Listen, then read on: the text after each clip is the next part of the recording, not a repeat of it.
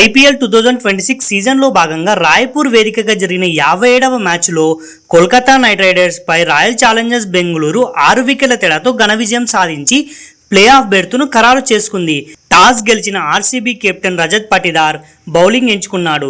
మొదట బ్యాటింగ్ చేసిన కేకేఆర్ రఘువంశీ 71 పరుగులు మరియు రింకీ సింగ్ 49 నాట్అవుట్తో రాణించడంతో 20 ఓవర్లలో 4 వికెట్ల నష్టానికి 192 పరుగులు చేసింది. 193 పరుగుల భారీ లక్ష్యంలో బరిలోకి దిగిన ఆర్సీబీకి ఓపెనర్ విరాట్ కోహ్లీ అద్భుతమైన ఆరంభాన్ని ఇచ్చాడు. కోహ్లీ కేవలం 32 బంతుల్లో హాఫ్ సెంచరీ పూర్తి చేసి 58 బంతుల్లోనే సెంచరీ మార్కును అందుకున్నాడు. ఇది ఐపీఎల్లో కోహ్లీకి 9వ సెంచరీ.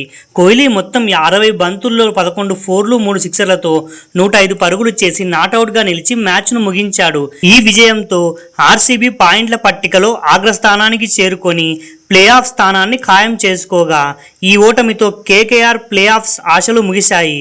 ఆర్సీబీ మరో 5 బంతులు మిగిలి ఉండగానే లక్ష్యాన్ని ఛేదించింది. మరోవైపు లక్నో సూపర్ జెయింట్స్ కూడా అధికారికంగా ఎలిమినేట్ కాకపోయినప్పటికీ వారి ప్లే ఆఫ్ అవకాశాలు దాదాపుగా లేవని చెప్పుకోవాలి.